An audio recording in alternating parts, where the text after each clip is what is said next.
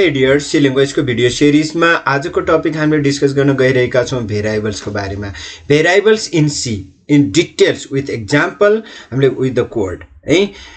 So let's start without delay. जस्तै हामी कुनै पनि प्रोग्राम लेख्दै छौं या प्रोग्राममा काम गर्दै छौं, त्यो प्रोग्राम ओपन गर्दै छौं भने हामीलाई मेमोरी चाहिन्छ। मेमोरीमा सम्पूर्ण कुराहरू हुन्छ। Memory it's provide the working space as well as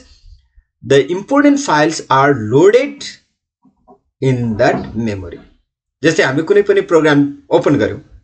त्यसको इम्पोर्टेन्ट फाइल हाम्रो कहाँनिर लोड हुन्छ त मेमोरीमा, र्याममा है। त्यसैगरी र्याम हैज द स्पेस त्यहाँनिर, तर त्यो र्याममा यति धेरै साना साना सेलहरू बाँडेको हुन्छ। जस्तै यो हामीले नेकेड आइजले त यसरी देख्न सक्दैनौं, मैले एउटा रिप्रेजेन्टेटिभ यहाँनिर राखेँ। यसरी हामीसँग सयौं हजारौं यसरी सेल एड्रेस हुन्छ ताकि त्यहाँनिर हाम्रो डेटाहरू स्टोर हुन्। कुनै पनि टाइपको डेटा, प्रोग्राम फाइल डेटा हुन सक्छ या कुनै है। जस्तै अब यसमध्ये मैले कुनै एउटा भ्यालु राख्दै छु या राख्न खोज्दै छु भने मैले त्यो सेल एड्रेस मैले लिनुपर्ने हुन्छ। र यो सेल जति पनि यसमा सेल छन् यो मेमोरीमा, this all each cell has unique address. उसको आफ्नै नाम हुन्छ, आफ्नै एड्रेस हुन्छ है। त्यो एड्रेस हामीलाई थाहा हुँदैन कहाँबाट कसरी एड्रेस आएको छ, त्यो हामीलाई गाह्रो पनि हुन्छ। र हामीले अब हाई लेभल ल्याङ्ग्वेजमा कोड गर्नको लागि हामीले कुनै स्पेसल्ली कुनै पनि ल्याङ्ग्वेजबाट हामीले त्यो सेलमा भएको अर्थात् मेमोरीमा भएको सेललाई युज गर्नको लागि हामीले कस्टमाइज नेम दिन सक्छौँ, कुनै पनि आफ्नो नेम दिन सक्छौँ है यहाँबाट, जसलाई हामीले भेरिएबल्स भन्छौँ। सो जस्तै मैले यो सेललाई लिँदैछु, यहाँनिर मैले पोइन्ट आउट गरेँ, यही सेललाई मैले अलिक ठुलो बनाएर गर्दैछु, जसको एड्रेस छ उसको जस्तै मसिन एड्रेस हैन, हामी देख्न सक्छौँ। अहिलेको लागि बुझ्नको लागि मैले अक्टाबेसमा यहाँनिर लेखेको छु, जस्तै 2000 हो रे एड्रेस। या यसमा अब हुन सक्छ हेक्साबेसमा, अर्थात् यसको आफ्नै सिस्टम हुन्छ। र अब यसलाई मैले युज गर्नु छ भने मैले के गर्छु, एउटा यसलाई नाम दिन्छु, किनभने यस मैले कोड दिएर त साध्य हुँदैन। कहाँदेखि कहाँ कति कोड कुन अकुपाई छ हामीलाई थाहा हुँदैन। र सिस्टमले यस्तो मेकानिजम बनाएको हुन्छ, हामीले असाइन गर्ने बित्तिकै जहाँनिर खाली छ त्यो सेललाई उसले अटोमेटिकली नाम दिन्छ है। सो यहाँनिर जस्तै मैले इन्ट ए लेखिसकेपछि यसले के गर्यो, एउटा कुनै पनि जुन एम्प्टी सेल छ त्यो सेललाई ए भनेर नाम दियो ताकि हामीलाई रियुज गर्न सकियोस् र त्यो ठाउँमा भ्यालुहरू स्टोर गर्न सकियोस्। त्यसपछि हामी जस्तै यसमा असाइन गर्छौँ, कुनै पनि भ्यालु असाइन गर्छौँ। जस्तै मैले यहाँनिर यो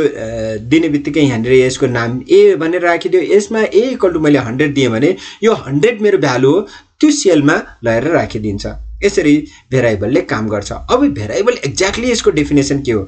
हामीले त बुझिसकेका छौँ हैन। त्यही पनि हामी जाउँ। जस्तै भेरिएबल्स एउटा क्यारेक्टर सेट हो, एउटा नाम हो, कस्टमाइज नेम है, जुन हाम्रो local variables local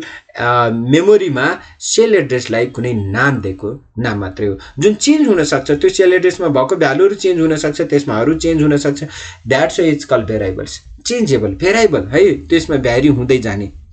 So and its stores are different in particular locations।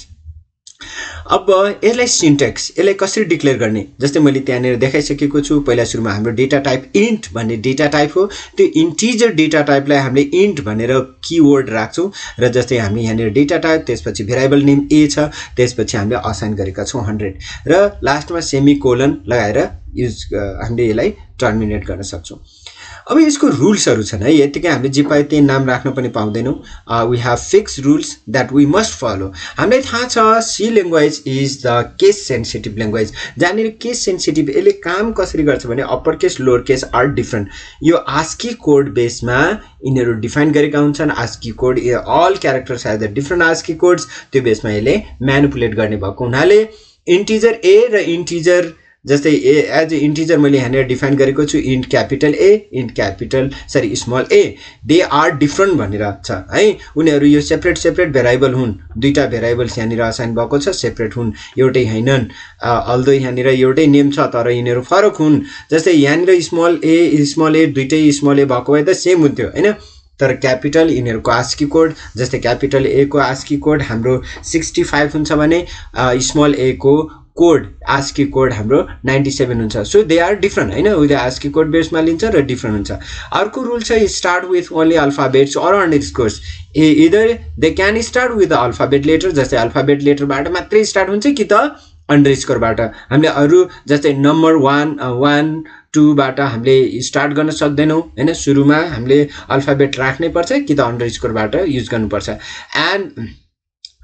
does not include by the single or double quotes यसरी हामीले सिंगल कोड डबल कोडबाट कहिल्यै पनि यसरी गर्न पाउँदैनौ दे आर भेरिएबल्स यिनीहरु डबल कोड भित्र या सिंगल कोड भित्र राख्न मिल्दैन and no symbols and keywords are used except underscore बाहेक हामीले कुनै पनि सिम्बोल्सहरु युज गर्न पाउँदैनौ लेख्दाखेरि हैन भेरिएबल नेम लेख्दाखेरि न त त्यसमा जस्तै हाम्रो कीवर्ड छन् 32 कीवर्ड्स यो भन्दा पहिलाको भिडियोमा हामीले डिस्कस गरिसकेका छौं त्यहाँनेर हेर्नुस् हैन हामी 32 कीवर्ड्स बाहेक के त्यो भित्रको कीवर्ड्सहरुलाई हामीले एज अ भेरिएबल्स को रूपमा युज गर्न पाउँदैन जस्तै int if int float for भनेर यसरी युज गर्न पाउँदैन no blank space in between है हामीले बिचमा जस्तै यहाँनिर यो फर्स्ट स्पेस नेम भनेर यसरी हामीले राख्न पाउँदैनौ जस्तै यहाँनिर एरिया अफ सर्कल भनेर राख्न पाउँदैनौ यो बीच बीचमा स्पेसहरु यसरी दिन पाउँदैनौ इट्स अ रङ वे हैन so it allows both upper case and lower case त्यो त हामीले अघि पनि कुरा गरिसक्यौं हामीले अप्पर केस जस्तै यहाँनिर एरिया अफ सर्कल यसरी राख्न सक्छौं अर्थात नेम भनेर यसरी राख्न सक्छौं सिम्पल इन्टरेस्ट अन्डरस्कोर भनेर राख्न सक्छौं this are valid but they are invalid है यहाँनिर यसरी स्पेस दिन पाइदैन so this are the basic rules यो हामीले जान्नै पर्ने हुन्छ हैन भने फेरि तपाईहरुले एरर गर्नु होला हैन So these are the basic rules जुन हामीले भेरिएबल्स मा जान्नै पर्ने हुन्छ अर्को छ हामीसँग local variables global variable static variables automatic variables र एक्सटर्नल भेरिएबल्स यसको बारेमा के भिडियोहरु त मैले अपलोड गरि नै सकेको छु त्यही पनि फेरि पनि यसमा हामी प्र्याक्टिकली डिस्कस गर्ने छौं र यी चाहिँ भेरिएबल्स का टाइप हुन् हैन डिक्लेरेसन बेस्डमा र त्यसो त हामीसँग भेरिएबल डिफरेन्ट भेरिएबल्सहरु छ जस्तै हाम्रो इन्टिजर डेटा टाइप अनुसार डिफरेन्ट भेरिएबल्सहरु छन् जस्तै इन्टिजर डेटा टाइप हुन सक्छ इन्टिजर भेरिएबल्स या float variables string variables normally हामीले numerical variables and string variables मा युज गर्छौं हैन त्यो हामीले प्र्याक्टिकली हेरौँला So these are the types of different variables जस्तै मैले यहाँनिर देखाएको छु variables based on data type अहिको based on the उसको लाइफ टाइम and scope यो स्कोप हाम्रो कतिको त्यसमा युज गर्न सक्छौं कुन कुन ठाउँमा कल गर्न सक्छौं एक पटक डिक्लेयर गरिसकेपछि त्यो बेसमा छ यिनीहरु भने अब हाम्रो यहाँनिर चाहिँ data type based on data type जस्तै न्यूमेरिकल डेटा टाइप बेसको हाम्रो भेरिएबल्स हुन सक्छ जसले न्यूमेरिकल मात्रै युज गर्छ जस्तै इन्टिजर हुन सक्छ फ्लोट हुन सक्छ लङ इन्टिजर त्यसै गरेर हाम्रो स्ट्रिङ बेसको पनि हुन सक्छ हैन जसले स्ट्रिङलाई मात्रै या क्यारेक्टरलाई मात्रै युज गर्न सक्छ यसरी हामीले प्र्याक्टिकली हेर्नु पर्छ हैन यी सम्पूर्ण कुराहरुलाई सो मैले फटाफट यहाँहरुलाई प्र्याक्टिकली देखाउँ जस्तै केही कुराहरु जस्तै हुन त यो कन्स्टेन्ट बेसमा हामी अर्को भिडियोमा कुरा गर्ने नै छौं भनिरहेको छु मैले यसमा गर्दिन मैले फटाफट यहाँनिर प्रोग्राम अन गर्छु मैले dev C++ कसरी इन्स्टल गर्ने र कसरी युज गर्ने भनेर सिकाएको छु प्लिज गो थ्रु दैट जस्तै यहाँनिर मैले एउटा प्रोग्राम लेख्दै छु #include stdio.h यो चाहिँ मेरो हेडिङ यो त चाहिन्छ नै हामीलाई हैन त्यसपछि यहाँनिर मेन भित्र जब हामीले कुनै फंक्सन यो मेन भनेको मेरो फंक्सन हो है यो फंक्सन कुनै पनि फंक्सन भित्र हामीले डिक्लेयर गर्दै छौ या यहाँनिर भेरिएबल्सहरु डिक्लेयर गर्दै छौ यो भेरिएबल असाइन गर्दै छौ भेरिएबललाई लेख्दै छौ हैन फर्स्ट टाइम जसलाई हामीले डिक्लेरेसन भन्छौं यसरी डिक्लेयर गर्नु कुनै पनि फंक्सन भित्र गर्दै छौ भने त्यो फंक्सन भित्र मात्रै हुन्छ उसको स्कोप फंक्सन भित्र उसको लाइफ टाइम नै फंक्सन भित्र मात्रै हुन्छ जसलाई हामीले के भन्छौं लोकल भेरिएबल्स तर यही भेरिएबल्सलाई मैले मेन भन्दा बाहिर यहाँनिर कतै जस्तै यहाँनिर int a गरे भने यो मेरो के भयो ग्लोबल भेरिएबल म जहाँबाट पनि यसलाई एक्सेस गर्न सक्छु तर यही int लाई मैले यहाँनिर a भनेर राखिदिए भने यो मेरो के भयो विदिन फंक्सन त्यो प्रोग्राम भित्र मेन फंक्सन भित्र मात्रै हुने भयो यसरी हामीले कुरा गर्छौं है यो एउटा भेरिएबल यो एउटा हामीले गर्न सक्छौं हैन यसरी so this is one variable अब यहाँनिर एउटा नम्बर यसले लिन सक्छ त्यसै गरेर मैले यहाँनिर के गर्दिन्छु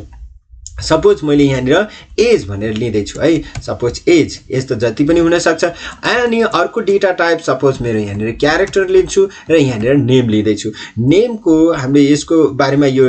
जस्तै मैले साइज डिफाइन गरेको छु यहाँनिर 10 यसको बारेमा मैले पछि अर्को भिडियोमा गर्ने नै छु कुरा हैन क्यारेक्टर्सको जस्तै क्यारेक्टर्स हाम्रो फंक्शन्स डिफरेन्ट फंक्शन्सहरु छ क्यारेक्टर कसरी असाइन गरिन्छ यसको साइजहरु कसरी डिफाइन गरिन्छ जस्तै यहाँनिर यो हेर्नुस् है मैले यहाँनिर यो गरेको छु यो भेरिएबल्स हामीले यहाँनिर साइज डिफाइन गर्नुपर्ने हुन्छ त्यो किन गरिन्छ म यसको बारेमा पछि एरे पढ्दाखेरि हामीले डिटेलमा आउने नै छौं अहिलेलाई यति बुझ्नुस् कि मैले दुईटा भेरिएबल्स एउटा डेटा टाइप इन्ट डेटा टाइपको भेरिएबल्स गरे अर्को के गरे मैले क्यारेक्टर्स बेसको मैले गरे या अर्को डेटा टाइप्स हामीले यसरी गर्न सक्छौं सपोज मैले यहाँनिर फ्लोट लेखे फ्लोटमा सपोज मेरो वेट है मैले w भनेर राखे यो वेट गर्न सकिन्छ कुनै पनि यसरी नाम दिन सक्छौं हामीले सपोज मैले यहाँनिर एउटा प्रोटोटाइप मेसेज दिन्छु युजर्सहरुलाई कि इन्टर फर्स्टमा यहाँनिर एज राख हैन एज राख इन्टर योर एज भनेर मैले राखिदिए अनि अब यसलाई मैले लिन्छु स्क्यानएफ गरेर है स्क्यानएफ यिनीहरु अहिलेलाई धेरै नबुझ्नुस् मैले यो डेटा टाइप डी हो त्यही सरी इन्टिजर हो त्यही भएर मैले यहाँनिर के दिनु पर्छ एड्रेस अफ एज मैले यहाँनिर %d स्पेसिफायर युज गरेको छु किनभने यो डेटा टाइप इन्टिजर हो र एज भनेको भेरिएबल्स हो है यसरी मैले एज लिन्छु र मेरो यो एज के हो भनेर मैले यहाँनिर प्रिन्ट गर्न सक्छु है सो यहाँनिर प्रिन्टफ सो योर एज भनेर राख्न सकिन्छ हैन यसलाई अर्को लाइनमा हामी पठाउँ सो मैले /n गरेर अर्को नयाँ लाइनमा जा भनेको हो यो हैन सो यहाँनिर योर एज इज %d यसलाई फेरि पनि हामी स्पेसिफाई गर्छौं है कहाँनिर प्रिन्ट गर्ने भनेर सो एज को भ्यालु यहाँनिर प्रिन्ट होस् है सो जुनसुकै भेरिएबललाई यसले के गर्छ त स्टोर गर्छ सो मैले यसलाई फटाफट सेभ गर्छु यहाँनिर फर्स्ट भनेर मैले सेभ गरे र # यहाँनिर इन्क्लुड को स्पेलिङ मिस्टेक भएछ तपाईले यहाँबाट देख्न सक्नुहुन्छ हाम्रो प्रोग्राम रन भइसकेको छ र यो प्रोग्राममा उले सोधिसकेको छ इन्टर योर एज हैन इन्टर एज अब जस्तै मैले यहाँनिर जसरी यो जुन यहाँनिर इन्टर एज लेखेको छु जे लेखेको छु त्यो जस्ताको तस्तै यहाँनिर प्रिन्ट भएको छ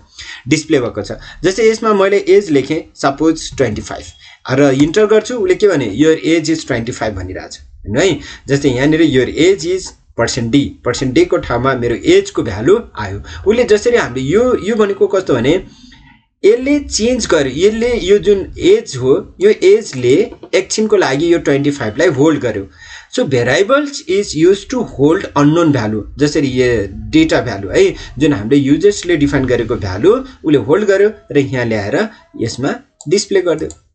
यसैको भ्यालु हैन यसरी जसलाई हामीले भेरिएबल्स भन्छौं त्यसै गरेर अब हामीले एकछिनको लागि यहाँनिर अर्को नेम पनि लियौं है त जस्तै मैले यहाँनिर यसैलाई गर्छु र इन्टर एज भन्छु सरी नेम भन्छु यहाँनिर सपोज अब इन्टर एज हैन यो ठाउँमा योर नेम भन्न सक्छु जस्तै मैले यो ठाउँमा जसरी लेख्छु है जस्तै मैले अलिकति बिगारेर स्पेलिङ योर नेम भनेर यसरी लेखिदिए अब नेम भनेको मेरो डेटा टाइप के हो स्ट्रिङ सो यसको लागि हामीले यस भनेर राख्छौं र यो ठाउँमा हामीले के राख्छौं नेम है किनभने अब भेरिएबल मेरो के हो नेममा राख्नु पर्छ हैन सो नेम भनेर मैले राख्नु पर्ने हुन्छ जसको भेरिएबल हो हैन जुन भेरिएबल्स जहाँनिर स्टोर हुन्छ र अब यो ठाउँमा मैले के राख्नु पर्यो यहाँनिर नेम यो नेममा भएको भ्यालु यो ठाउँमा यस को ठाउँमा आओस् जब मैले यसलाई एक्जिक्युट गर्छु उले दुईटा कुरा माग्छ हेर्नुस् है पहिला सुरुमा त उले के माग्यो एज